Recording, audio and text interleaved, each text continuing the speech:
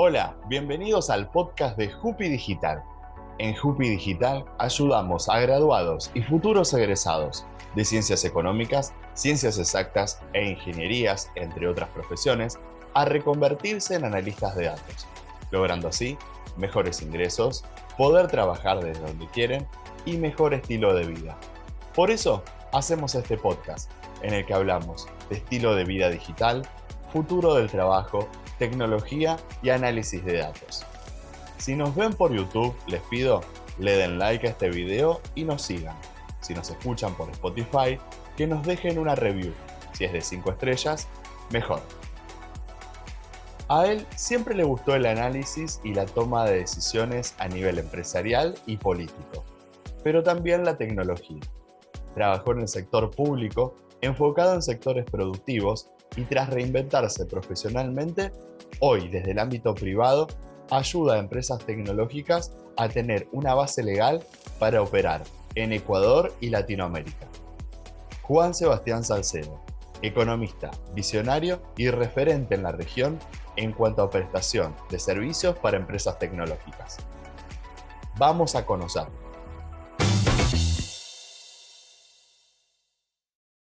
Hola Juan Sebastián, ¿cómo estás? Hola Ricardo, muy bien, muchas gracias. Muy, Bien, muy, desde muy, muy Quito, ¿no? contento de poder estar aquí. Perfecto, desde la ciudad de Quito estás. Quito, Ecuador, la mitad del mundo. Exactamente. ¿Quiteño, el señor? Sí, quiteño de nacimiento. Perfecto. Ya tendremos que ir a conocer a todos los que nos siguen en el podcast, nos escuchan también. Hay lugares maravillosos en Latinoamérica. Bueno, Ecuador es uno y Quito es uno de los lugares más bonitos que tenemos. Contanos, Juan Sebastián, porque nosotros hicimos una introducción muy bonita, muy prolija, muy completa, pero en tus palabras, contanos vos quién es Juan Sebastián Salcedo. Con mucho gusto. Bueno, yo nací aquí en Ecuador. Soy economista, tengo 34 años.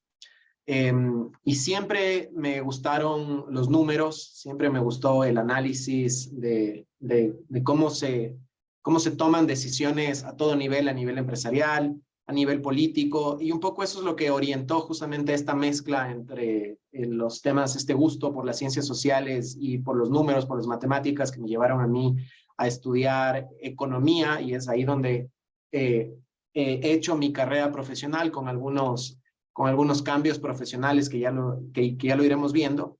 Y sí, entonces me gusta mucho aquí mi ciudad, mi país. He tenido la oportunidad de viajar mucho por mi país, que ofrece, a pesar de ser un país pequeñito, tiene una diversidad de microclimas y sobre todo las montañas, que es de mis pasiones, poder escalar montañas.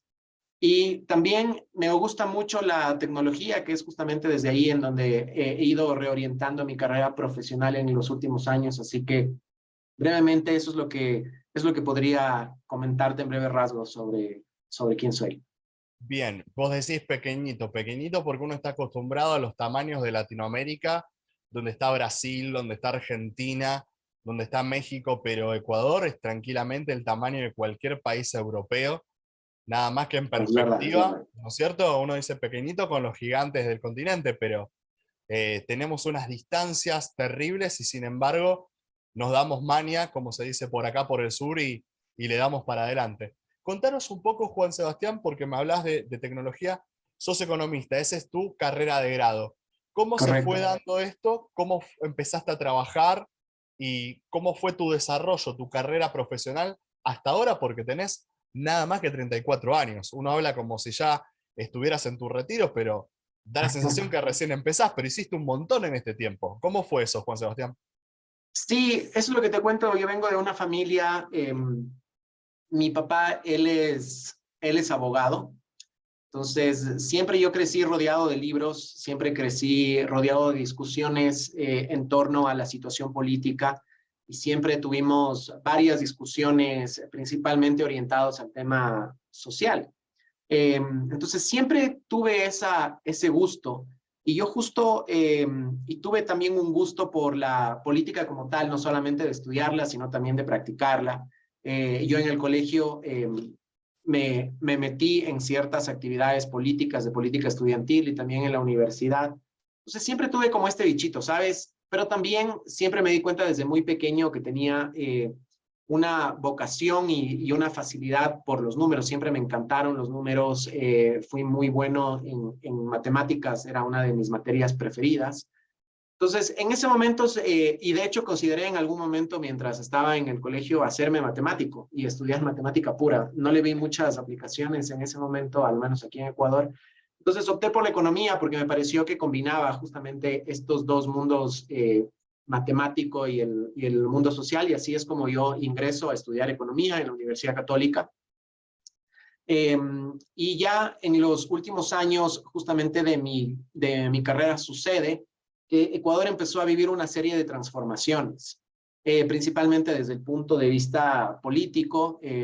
Hubo aquí un gobierno que algunos deben conocerlo. En 2007 Rafael Correa asumió la presidencia del Ecuador y con ello vino una serie de transformaciones, principalmente desde el punto de vista de qué es lo que se iba a lograr como país. Se empezó a repensar justamente los objetivos del Ecuador, se empezó a invertir bastante y hubo una cantidad importante de jóvenes y de personas preparadas que ingresaron al sector público.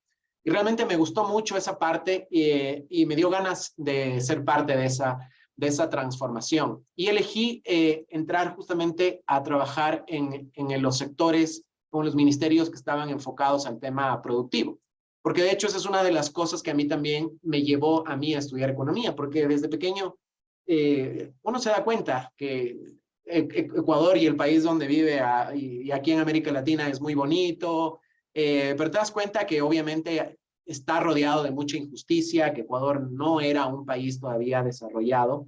Entonces te lleva a hacer de una serie de cuestionamientos y yo mientras me hacía estos cuestionamientos, gran parte, o sea, me llevaban a la respuesta que era el sistema productivo, las industrias que teníamos, las actividades que Ecuador producía, lo que hacía que nos tengan ciertamente estancados en un nivel de subdesarrollo, enfocados principalmente en actividades extractivas, en industrias primarias, en comparación con otros países más desarrollados que tienen actividades orientadas a la industria, a la tecnología, a los servicios. Entonces, justamente ahí dije, me gustaría a mí hacer un aporte y poder ver cómo puedo contribuir para que la industria, los sectores, las actividades productivas de Ecuador puedan sofisticarse, se puedan generar empleos mejor pagados y de mayor calidad. Entonces, ahí entré yo a trabajar algunos años, pasando por dando algunos saltos por distintas instituciones. Estuve trabajando como unos 8 años aproximadamente en el sector público, hasta 2019. Y después ya no quise seguir en el sector público. Hubieron una serie de situaciones, un poco uno se da cuenta también cómo funcionan las cosas ahí adentro. Y ahí es donde digo, tengo que reinventarme profesionalmente. Tengo que reinventarme profesionalmente. En ese entonces yo tenía 30 años. Y obviamente toda esa experiencia que gané trabajando ahí en distintos tipos de proyectos, en distintos tipos de actividades, impulsando políticas públicas, me gustó mucho, pero no me vi desarrollando eso, digamos, en esta siguiente fase de mi vida. Entonces dije, tengo que reinventarme profesionalmente. Y durante algunos años antes, mientras yo trabajé en el sector público, también trabajé en el sector de las telecomunicaciones. Inicialmente, cuando yo entré a trabajar en el sector de las telecomunicaciones, me di cuenta que la mayoría de las personas, de los profesionales que estaban en el sector de las telecomunicaciones eran solamente o ingenieros en telecomunicaciones o abogados, y había muy pocos economistas. Entonces me gustó mucho y aprendí muchísimo trabajando en el sector de las telecomunicaciones, principalmente en temas de economía de telecomunicaciones, economías de red, plataformas. Y quise yo reorientar mi carrera profesional por ahí. Quería regresar al tema de las telecomunicaciones, regresar al tema de tecnología, que evidentemente es un campo que se estaba abriendo y no había mucho por dónde pensar, que obviamente ahí estaba el presente y el futuro. Entonces, ya había decidido que ahí quería reorientar mi carrera profesional. Entonces, me tracé como una suerte de plan para yo reorientarme profesionalmente elegí capacitarme. Entonces, uno de las primeras decisiones que tomé fue buscar una serie de cursos o diplomados que me permitan a mí también adquirir estas nuevas capacidades para reorientarme profesionalmente. En ese entonces elegí seguir, es un curso, un pequeño diplomado que ofrece la Universidad de Harvard en el formato de educación en línea en estrategia disruptiva, que lo recomiendo muchísimo, me encantó. Entonces, eso me dio ciertas herramientas para entender justamente los cambios que se venían, cómo se estaba reorientando la innovación y las nuevas formas de hacer negocios en esta nueva economía. Y surgió la oportunidad de que entre a dirigir la Cámara de Innovación y Tecnología Ecuatoriana, que es una agremiación, es una entidad gremial que representa cerca de 300 empresas del sector de tecnología aquí en el país. Entonces están desde empresas internacionales, multinacionales como IBM, Microsoft, Google, Facebook, Amazon, y también empresas locales ecuatorianas que están orientadas al desarrollo de software. Hay muchas startups ahí también, algunas startups ecuatorianas que han tenido un crecimiento muy importante. Entonces, fue realmente una experiencia grandiosa. Estuve ahí cerca, casi unos 2 años. Entonces, durante esta experiencia, obviamente, tuve la oportunidad de justamente estar en el sector en el que quería reorientarme profesionalmente. Entonces, mi rol ahí cuando yo estuve dirigiendo la Cámara de Innovación y Tecnología Ecuatoriana era evidentemente representar los intereses de este grupo de empresas, que como te digo son cerca de 300 empresas, y poder gestionar distintos tipos de iniciativas y proyectos que permitan impulsar el desarrollo del sector. Y también el tiempo en el que yo entro coincidió precisamente con el inicio de la pandemia en 2020. Entonces, fue un momento en el cual sí se venía discutiendo en Ecuador de la importancia de la inversión en tecnología, la transformación digital, pero no muy seriamente. Pero no fue sino hasta la pandemia cuando realmente Ecuador tuvo que tomarse en serio esta discusión y cuando realmente vimos la importancia de la tecnología en nuestras vidas y cuando en realidad empezó a acelerarse, no solamente aquí en el país, sino a nivel mundial, algunos procesos de transformación digital que quizás venían desarrollándose lentamente y que estaban previstos que se consoliden en los siguientes años. Entonces, desde temas de teletrabajo, teleeducación, telemedicina, el tema de la adopción, por ejemplo, de tecnologías en la nube para las empresas, el tema del desarrollo de comercio electrónico, todo eso se aceleró muchísimo.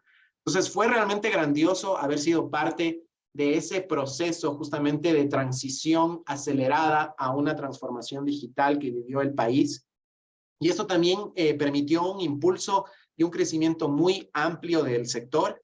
Y también tuvimos ahí la oportunidad de poder trabajar de manera conjunta entre las empresas y entre el gobierno en el desarrollo de ciertas políticas. Es ahí también donde empieza a acelerarse mucho la adopción de un marco normativo que permita que estas nuevas empresas y estas tecnologías empiecen a desarrollar.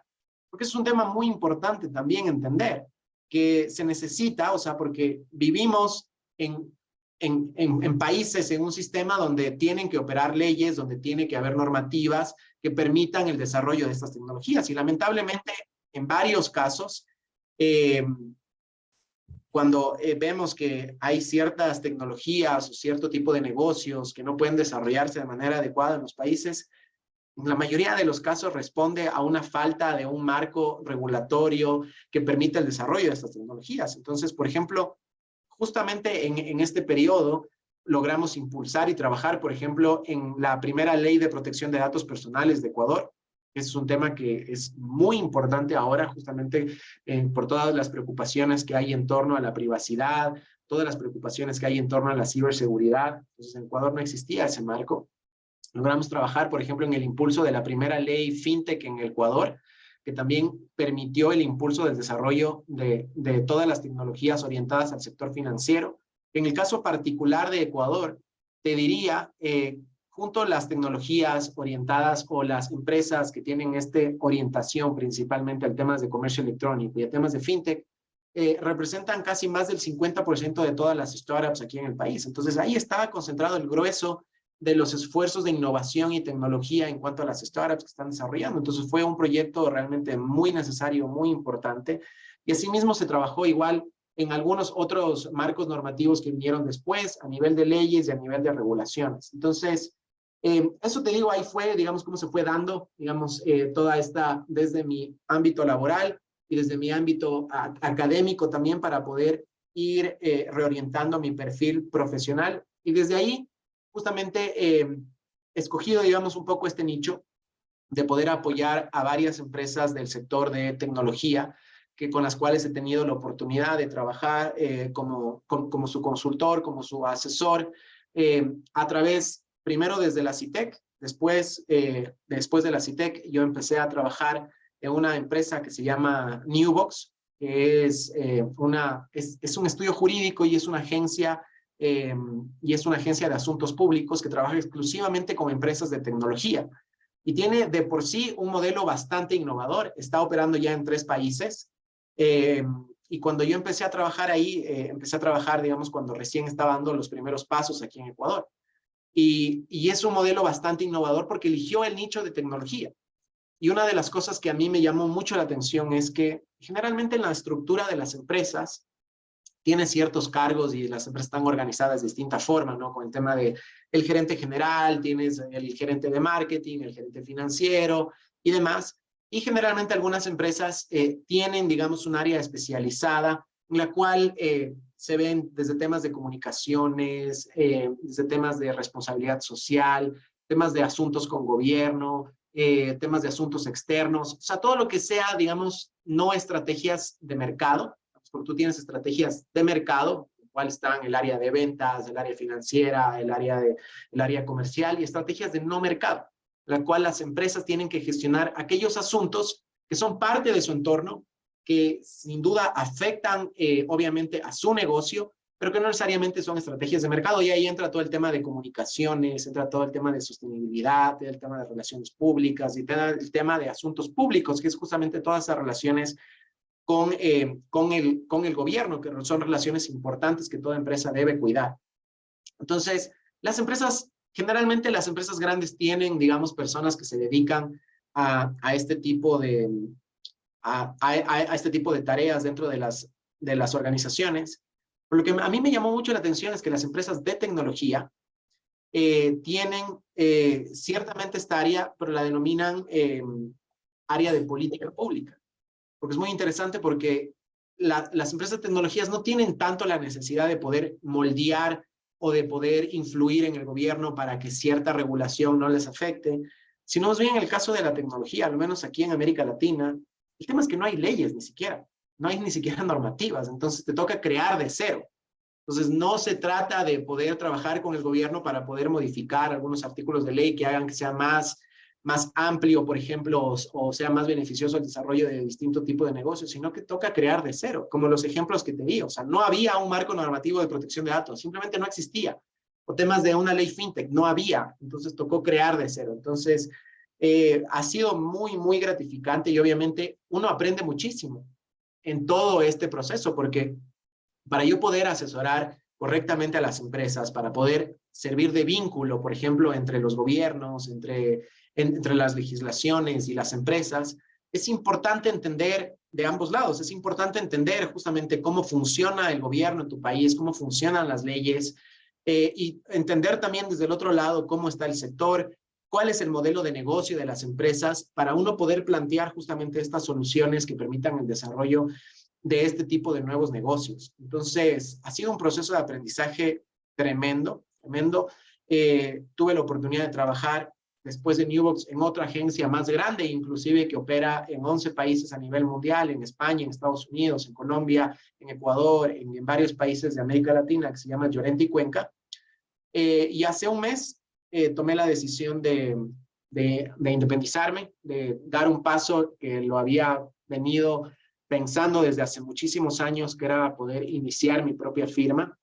Entonces, he iniciado mi propia firma que se llama Economium, y es una firma, obviamente, en la cual estoy trabajando en brindar y acompañar a las empresas, principalmente del sector de tecnología y también de otros sectores relacionados, a poder justamente ayudarles a desarrollar este tipo de relaciones, principalmente con el gobierno, con política, a nivel de política pública y también en temas estratégicos, que es un tema de cómo moldear todas sus estrategias empresariales para poder adaptarse a estas nuevas realidades del negocio. Y ese es un tema en el cual obviamente me he capacitado también, he leído a varios libros, varios autores que me han permitido también entender cómo están cambiando las estrategias de negocios.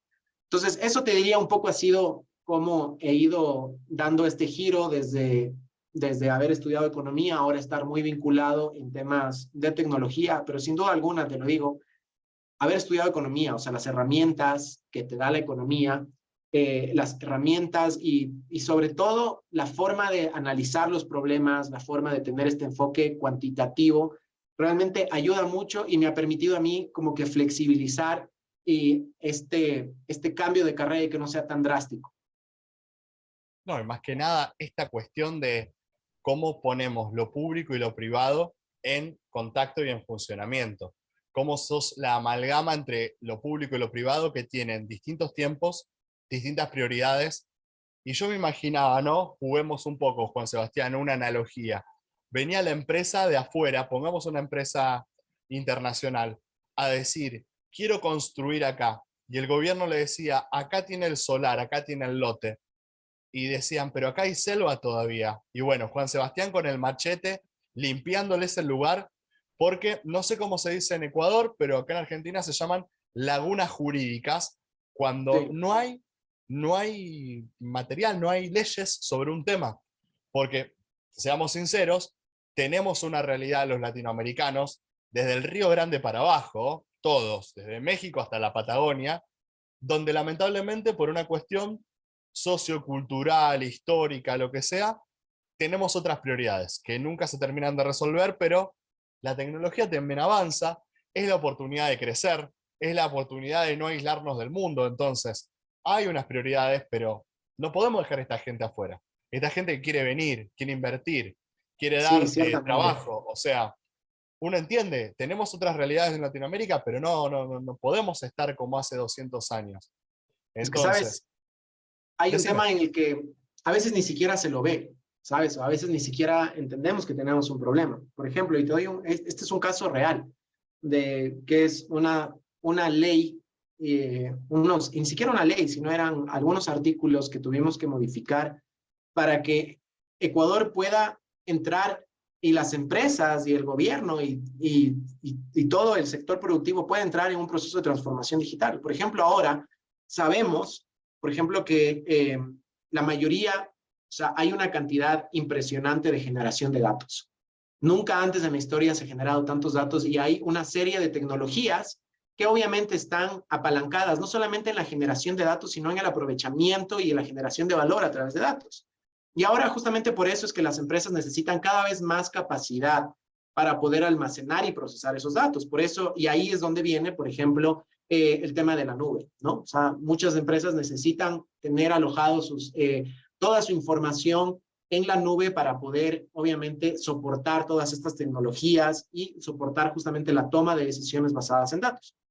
Es un tema que lo entendemos, ahora se lo entiende, pero imagínate, o sea, hace algunos años aquí en Ecuador se concibió que los datos eran como básicamente como oro, ¿no? Entonces, que tenían que guardarse y que tenían que mantenerse bajo 7 llaves y que los datos, si es que no estaban, por ejemplo, alojados aquí en el territorio ecuatoriano, corrían peligro, la soberanía del Ecuador y demás. Entonces, se puso una serie de candados, por ejemplo, para que todos los datos de industrias estratégicas, por ejemplo, tengan que almacenarse obligatoriamente en servidores localizados dentro del territorio ecuatoriano. Entonces, esto impidió que, estoy seguro que quizás en su momento, digamos, los legisladores y los tomadores de decisión no lo vieron de esa forma, pero eso es irrelevante porque al final la consecuencia terminó siendo la misma. Impidió que Ecuador avance en la adopción de la nube, principalmente el sector público y varias empresas, que la única forma que tenían era contratando empresas, contratando empresas que tengan data centers aquí en el país. Y esto limitó obviamente que empresas como Amazon, Oracle, Google, puedan empezar a ofrecer sus servicios en la nube aquí en Ecuador. O sea, imagínate, o sea, por una por un artículo, porque era literalmente un artículo de una ley que impidió esto. Entonces fue un trabajo muy importante que tuvimos que hacer y un trabajo largo que tuvimos que hacer con legisladores, con gente de gobierno, y todos lo entendieron.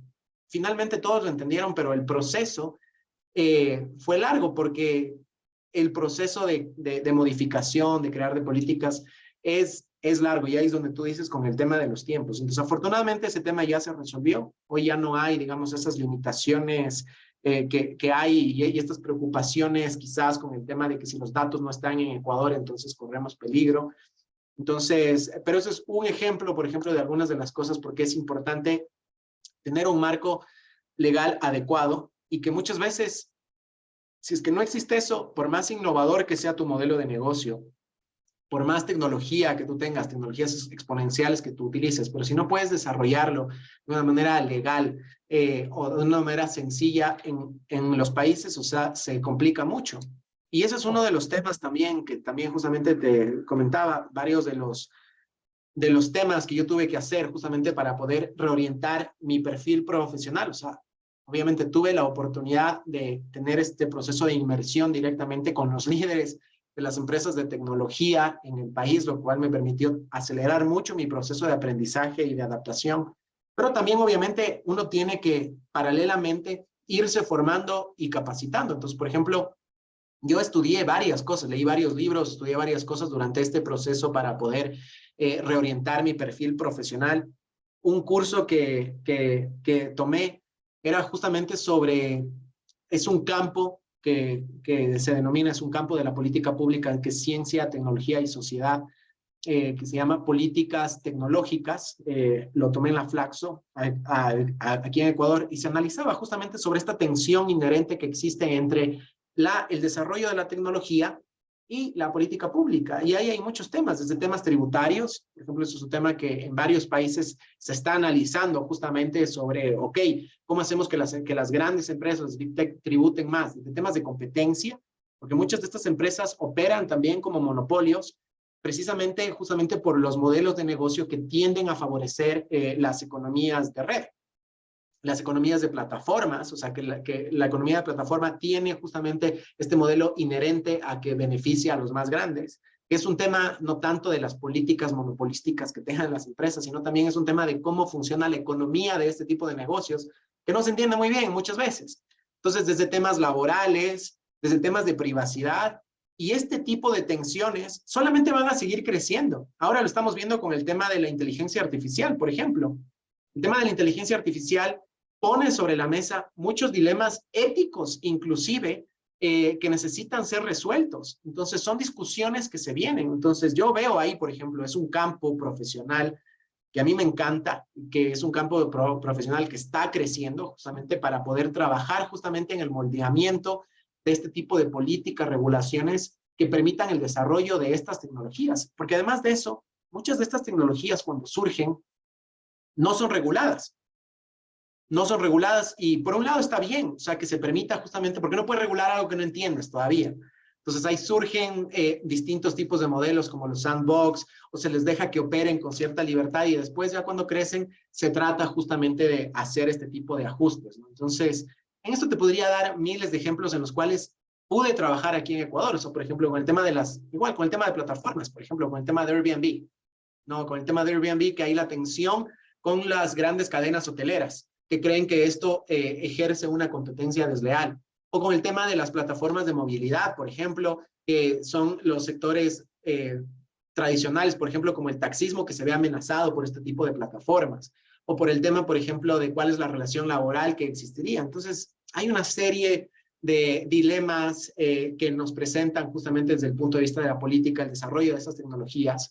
Y no se necesita ser abogado, no se necesita ser economista para poder plantear justamente soluciones, sino se necesita entender los modelos de negocio, entender desde el punto de vista jurídico, desde el punto de vista económico, y tender justamente estos puentes. Entonces, básicamente eso es lo que me estoy dedicando ahora, y como te digo, y es un proceso de nunca acabar, porque hay que estarse actualizando permanentemente, y obviamente también desde el punto de vista de la estrategia de los negocios, es un tema también muy importante en el cual también he ido yo generando nuevas capacidades y nuevos conocimientos, sobre el cual también estoy apoyando a las empresas, porque las empresas, hay una, las empresas de tecnología no solamente operan o nacen tecnológicas. Hay muchos casos en los cuales, por ejemplo, empresas tradicionales empiezan también a migrar sus modelos de negocio hacia empresas de tecnología. Y hay los otros casos también en las que empresas que nacen tecnológicas empiezan también a ir conquistando otros terrenos que tradicionalmente no se asocian con la tecnología. Entonces, por Sí, ejemplo, vemos Rappi el que caso, quiere poner mercados, por ejemplo. Rappi que quiere hacer, pone supermercados, o sea, nació como algo claro, digital de cadetería y ahora tienen unos mercaditos propios donde compras en Rappi exactamente, directamente. Sí, ese claro, crossover, ¿no? el tema, por ejemplo, Netflix, que nació como una plataforma, que era simplemente un modelo de tecnología, pero no, ahora ya están conquistando, digamos, otros terrenos que no eran necesariamente tecnológicos. Por ejemplo, los estudios de grabación ahora hacen sus propias producciones. Entonces, sucede desde el otro lado, ¿no? HBO, digamos que nació, por ejemplo, ahí como una empresa tradicional de generación de contenidos, ahora tuvo su plataforma. Y ahora vemos del otro lado Netflix que tiene su plataforma, entonces está migrando también. Entonces, y esto cambia muchísimo la forma como se desarrollan estrategias de negocio. Y también justamente hay todo este tema de transformación digital, también es un tema que a mí me apasiona muchísimo y en el cual también justamente he tenido la oportunidad de trabajar ya con algunos clientes, con algunas empresas, para ayudarles a entender justamente cómo son las nuevas reglas del juego ahora en este mundo. Entonces, hay una frase a mí que me encanta, que dice que quizás, por ejemplo, no todas las empresas son de software, que dice que quizás tu industria no esté en la industria del software, pero en algunos años el software estará en tu industria. Entonces, porque es así, o sea, se quiera o no, o sea, las empresas que se resisten un poco a todos estos cambios que están viendo están condenadas a desaparecer y ahí también todo lo relacionado a temas de innovación, transformación digital es un tema también muy apasionante en el cual se puede empezar a trabajar de una manera integral con las empresas, ¿no? Ayudando a tener una visión 360, porque para una empresa, para una organización, o sea, para poder justamente desarrollar todo un proceso de transformación tecnológica, de transformación digital, no se requiere solamente del área de tecnología, no se requiere solamente de las personas que están en el departamento de tecnología,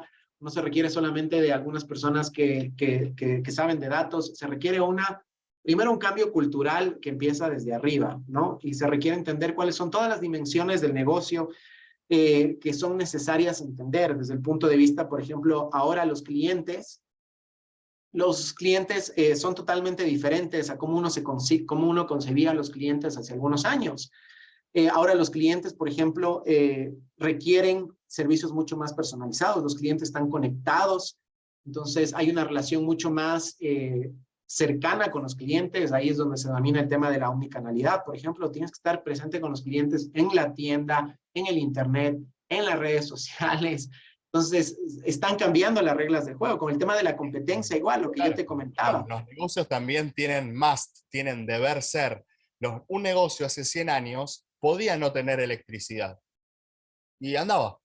De 100 años a esta parte, 1920 y pico, 1930, tu negocio debía tener energía eléctrica. Desde hace 5 o 10 años a esta parte, tu negocio debe tener internet en el Correcto, negocio sí. físico y presencia en internet. Porque yo cuando voy a buscar un electrodoméstico, por ejemplo, voy a estar buscando si el que me llevo es el más barato o no. En tu local, en el de Juan Sebastián, estoy mirando si el negocio de Ricardo lo tiene más barato y me voy al negocio de Ricardo.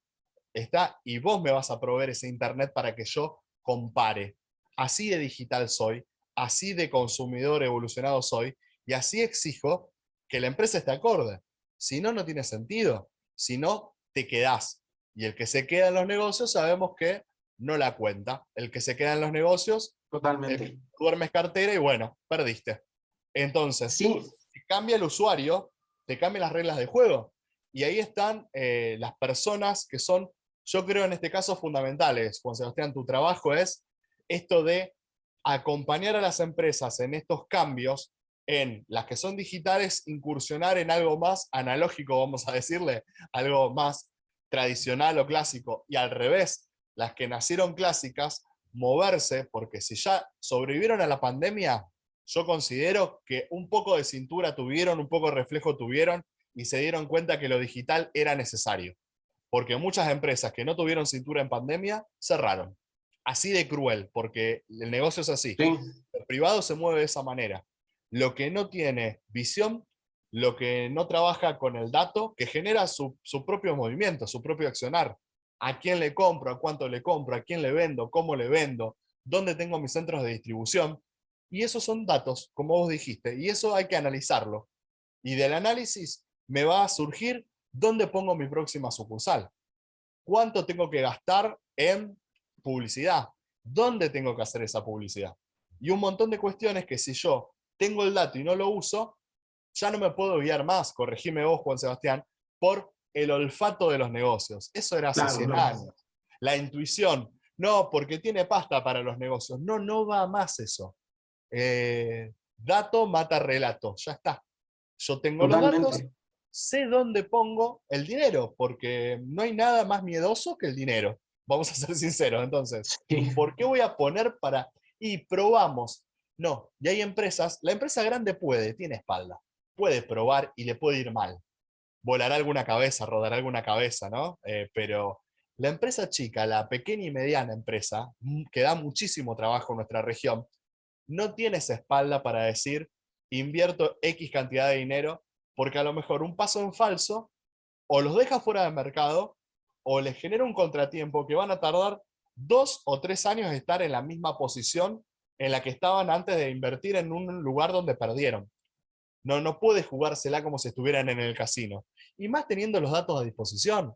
Porque si uno dijera, bueno, pero ¿y cómo analizo esto? No tengo idea, no hay gente capacitada, no tengo gente en Ecuador, en Argentina, en Colombia para hacerlo, pero la gente está, el software está. Es, como vos dijiste, cambiar el mindset, cambiar el chip, la cabeza, cambiar, es un cambio cultural. Dejar de pensar como hace 50 años y darnos cuenta que estando en el 2023 estamos más cerca de 2050 que de 1990. Entonces, sí, totalmente. dejemos de pensar de esa manera, dejemos de todo tiempo pasado fue mejor porque estamos idealizando la libreta, de que uno iba al almacén y compraba con una libreta. Y bueno, el almacenero jamás soñó con tener sucursales. Y hoy, como vos decís, si no tengo presencia en redes, no tengo el e-commerce bien afilado, pierdo. Y si pierdo, desaparezco. Es fundamental la tarea que hace la gente como vos que está acompañando a las empresas en esto, porque ya el que se despertó se da cuenta y el que no lo vivirá.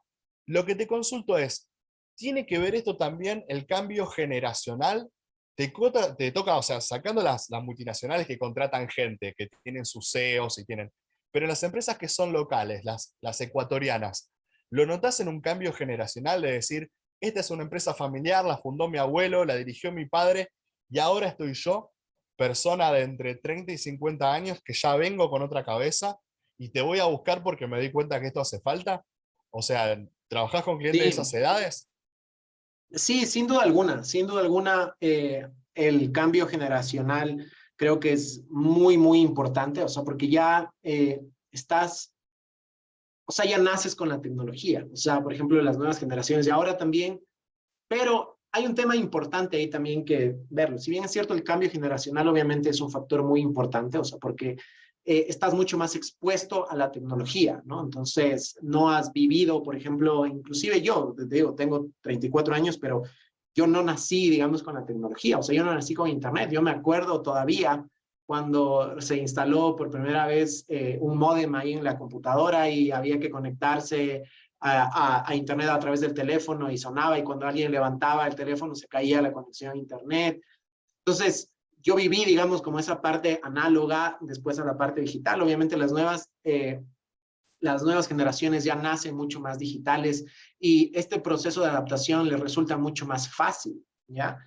Pero también es un tema importante que no solamente se refiere a la edad. O sea, si bien es cierto, obviamente, hay las generaciones por la edad, pero es un tema muy importante que tu nivel de adaptación tecnológica no responde exclusivamente a tu edad. Por ejemplo, y ahí es justamente con el tema de los datos, ahora con el tema, por ejemplo, cuando se analiza, por ejemplo, antes cuando se hacía la segmentación de clientes, era muy fácil, digamos, hacer una segmentación por temas geográficos, temas de género, temas de edad, o sea, dividirles en cohortes y tener, digamos, como un profile ahí de tu cliente con base en esas características. Ahora, por ejemplo, con los datos, o sea, se sabe muchísimo sobre las personas, se sabe muchísimo de cuáles son tus hábitos, se sabe muchísimo de cuáles son tus gustos. Entonces, con base a toda esa información, se pueden hacer segmentos especializados de distintos tipos de clientes. Y ahí el factor de la edad, si bien es cierto, sigue siendo importante, pero no es el único que manda. Entonces, puedes tener, o sea, por ejemplo, early adopters, por ejemplo, para una tecnología, de distintos tipos de edades. Entonces, pero sin duda alguna lo que tú dices es importante. Ahora sí veo que hay nuevas, se hace mucho más prevaleciente el tema de que las nuevas generaciones sí están mucho más abiertas a adoptar nuevas tecnologías. Y con el tema de la estrategia es lo que te digo que es súper importante. O sea, y ahí es más o menos en donde yo trato de orientar, principalmente desde esta visión estratégica, que desde ahí, o sea, desde esta estrategia tiene que irse derivando todo lo demás. Entonces, por ejemplo, un tema que a mí me ha encantado, o sea, por ejemplo, y es un tema en el que me parece fascinante en realidad, es, ahora que tú entiendes, o sea, porque ya no hay solamente, ya el problema no es tener la información, tienes la información.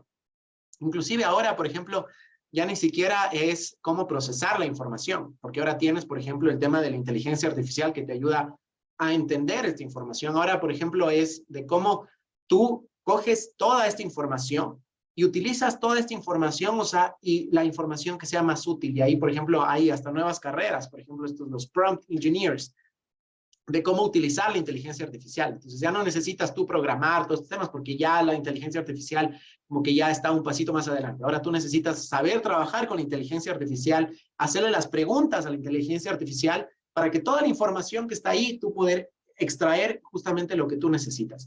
Y cuando tú entiendes esto, por ejemplo, desde un punto de vista estratégico, lo que conversábamos de los clientes, ahora cómo los consumidores actúan, muchas veces, por ejemplo, hay muchas empresas que han tenido que empezar procesos de servitización o procesos, por ejemplo, migrar hacia modelos por suscripción. Entonces ya no te venden ni siquiera un producto, que era lo tradicional, sino ahora te venden un servicio. Porque ahora se entiende que quizás lo que tú quieres comprar no es solamente un producto. Lo que tú quieres comprar es que te resuelvan un problema, por ejemplo. Y ahí es un tema que justamente yo te comentaba un poco cuando estuve estudiando sobre este tema. Hay un concepto que a mí me resulta fascinante y que se me hizo muy fácil conectar con otros conceptos que yo había visto mientras yo estudiaba economía, que es un concepto creado por Clay Christensen, que es el fundador de toda esta teoría de la innovación disruptiva, que se llama los jobs to be done, los trabajos por hacer. Dice que generalmente las personas contratan, entre comillas, a productos o servicios para que les satisfagan determinada necesidad. No necesariamente quieren ese mismo producto. Entonces, cuando tú entiendes esto, o sea, por ejemplo, y cuando tú analizas a tus clientes y los puedes entender mejor y decir, o sea, ¿para qué me está comprando mi cliente este producto? O sea, digamos, no me compra la escoba, ¿me entiendes? O sea, sino lo que me compra es, él quiere la escoba para poder limpiar su casa. Entonces, es eso en realidad, o sea, lo que el cliente quiere, o sea, tener una casa limpia, no tanto la escoba. Si es que hay otro producto, o sea, por ejemplo, que puede reemplazar eso, pues qué mejor. Por ejemplo, en mi caso, o sea, yo no tengo escobas en mi casa, pero sí tengo un robotcito que me hace la limpieza. Entonces, ¿me entiendes? Entonces, cuando tú entiendes, o sea, en realidad, o sea, cuál es la necesidad que está cubriendo determinado producto o servicio, o sea, las posibilidades de cómo tú relacionarte con los clientes, las posibilidades de cómo innovar, de cómo desarrollar nuevos productos o nuevos servicios cambian radicalmente y ahí es donde surge pasar no solamente de productos a servicios, sino también esos productos o esos servicios, poderlos ofrecer de una manera mucho más rentable, por ejemplo, a través de modelos de suscripción, que ahora también es una nueva fuente de negocios de cómo están las empresas empezando a generar valor. Y ahí entran atributos no solamente de físicos de qué es lo que ese producto o ese servicio cumple para ti, sino también temas mucho más sutiles. Por ejemplo, en temas de plataformas, por ejemplo, Spotify. ¿Ok? Entonces, tú contratas Spotify para, dices, ok, porque quiero escuchar música. Sí, pero no solo eso. ¿Entiendes? O sea, las personas también, o sea, quieren, o sea, por ejemplo, poder saber cuáles son las últimas tendencias que hay, estar actualizado con los nuevos lanzamientos musicales. Entonces, hay ciertas cosas mucho más sutiles. Entonces, todo eso es parte justamente, todas estas preguntas, o sea, se pueden contestar al momento que las empresas adopten, digamos, como un marco estratégico, un marco de procesos que les permitan hacerse estas preguntas correctas y poder tener los procesos y las personas que les ayuden justamente a buscar estas soluciones. Entonces, eso es parte de la estrategia, entonces es algo que también yo colaboro ahí con las empresas con las que trabajo. Ver más allá de lo que es el producto en sí. Yo vendo un sistema de seguridad, alarma. El usuario quiere un aparato que haga ruido y no, todo lo contrario, lo que quiere es paz mental, quiere sentirse Exacto. seguro. ¿Y con quién me puedo asociar? Bueno, si quiere sentirse seguro, ya que yo le ofrezco esto, me puedo asociar con alguien que le dé domótica, que le dé automatismos a la casa, que él mientras no esté desde su trabajo pueda ver cómo está su casa, regar las plantas, abrir una ventana, algo que puedo usar todos los días. Porque hasta que no haya un intruso en casa, no sé si el sistema de alarma me va a funcionar. ¿Y yo que voy a estar pagando por algo que no sé si va a funcionar? No. Entonces, ¿qué hago? Me asocio con alguien que me permita que use mi dispositivo todos los días y le dé comodidad, le dé bienestar, le dé confort y también le dé esa paz mental de saber que está protegido o de sentirse seguro. Es Exactamente. un cambio de cabeza completamente, o sea, Totalmente. pero Y ahí desde el surgen lado del que nuevos. ofrece.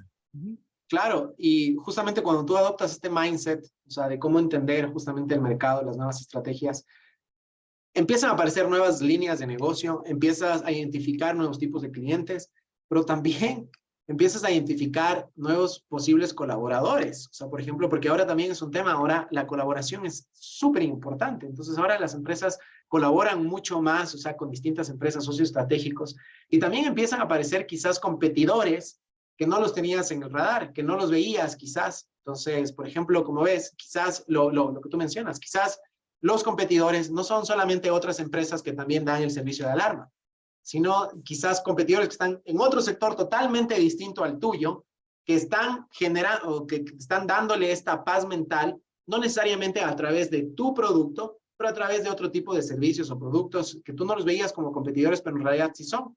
Y si tú no te das cuenta de eso, o sea, cuando recién te diste cuenta que esos eran tus competidores, puede que ya sea demasiado tarde. Te comieron, te comieron. En el mercado hablando, en el mercado salvaje, fuiste adquirido o te borraron del mercado. Porque para cuando te diste cuenta que eran la competencia, tarde, pues ya estuvieron trabajando, te ganaron en tiempo y el tiempo es fabuloso. O sea, la distancia que uno genera, el crecimiento exponencial que uno genera, porque no estabas en el radar, o sea, no los tenías ni vistos. Entonces, bueno, volvemos a decir, dormiste. Y si te dormís, perdés. Y si perdés, bancarrota, cerrás y a reinventarse. Si te quedó un saldo, si te quedó un resto, si no, a empezar a trabajar de Exacto, otra cosa. Es totalmente. triste, pero la realidad es esa. No podemos edulcorar la realidad, no podemos endulzar la realidad y romantizarla.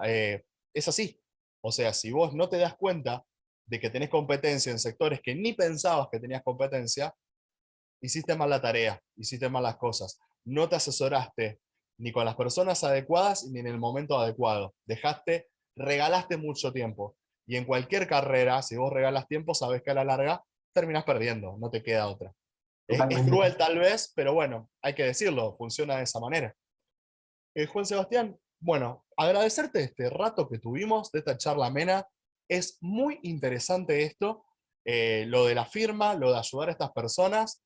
Por ahora me imagino que si hace un mes y pico que te independizaste, te vas a abocar a Ecuador, pero por lo pronto si aparece algún cliente de otro lado, verás la forma, pero Sí, sí, nos por parece supuesto. muy bueno esta cuestión de que haya gente que, habiendo estado en el Estado, en la parte pública, conociendo cómo son los tiempos y las mañas, vamos a decirlo así, de la parte pública, puede asesorar a empresas para allanarles el camino. Como te decía, yo te imagino, Juan Sebastián, con un machete abriendo paso a estas empresas que tienen ganas de invertir, de dar trabajo, de mejorar la vida de un montón de gente y que a veces, como los estados, por lo menos en Latinoamérica, vienen medio como lastre, vienen medio lentos en esto, necesitan gente que les arme el camino, que les muestre por dónde ir y que les faciliten las cuestiones para que no se pierdan oportunidades.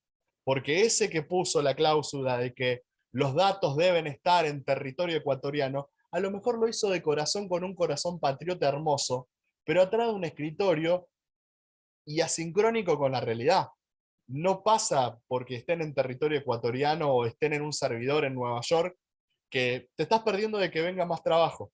Por decir, quiero Realmente. darle trabajo a los ecuatorianos y que los datos estén acá por la seguridad nacional o qué sé yo, y bueno, no, te estás perdiendo de que vengan estas empresas a brindar trabajo de calidad, con mejores salarios, con un montón de beneficios para la gente del país. Uno no quiere pensar mal de, porque uno en Latinoamérica acostumbrado a la realidad que tenemos pensaría, seguro tiene un amigo que tiene un servidor, entonces le quiere dar la ayuda al amigo que tiene el servidor. Vamos a pensar bien, ¿no? Vamos a ser un poco ilusos, vamos a pensar que lo hizo con un sentimiento patriótico. Bueno, te estás perdiendo de que venga un montón de gente. Entonces, si vos me ayudas a cambiar esto, yo consigo que vengan inversores, porque lo que necesitamos es justamente inversión de calidad en tecnología, porque estamos en el 2023 ya, o sea, tenemos casi un cuarto metido del siglo XXI. No estamos Sí, en 1810. Entonces, totalmente. el futuro llegó hace rato, ya lo estamos viviendo, lo estamos pasando. La cuarta revolución industrial bien instalada, el universo de los datos y ese futuro que nos planteaban se está metiendo ahora. Y yo lo que digo a veces es que el tren arranca despacito, porque dentro de todo es algo nuevo. Está en el andén, está arrancando ese tren, todavía nos da tiempo a subirnos. Pero si le ponemos palo en la rueda, tenemos lastre, no vamos a llegar a agarrarnos del pasamano y se nos va a ir. Y si se va cuando arranca a velocidad, va a ser muy difícil subirse a ese Totalmente. tren. Y los países que no se suban a ese tren la van a pasar mal. Ya no va a haber países desarrollados o en vía de desarrollo, sino países que sepan aplicar esos datos y países que no, que quedarán condenados al extractivismo, a ser eh, la mina de los commodities, de ser, pero súper subindustrializados, y bueno, quedarán en eso, quedarán en colonias realmente. No le van a dar la oportunidad a sus nuevas generaciones de estar en la elite del conocimiento y de otro mundo realmente, que es el que se avecina para nuestra generación y para la que viene. Totalmente. De acuerdo contigo.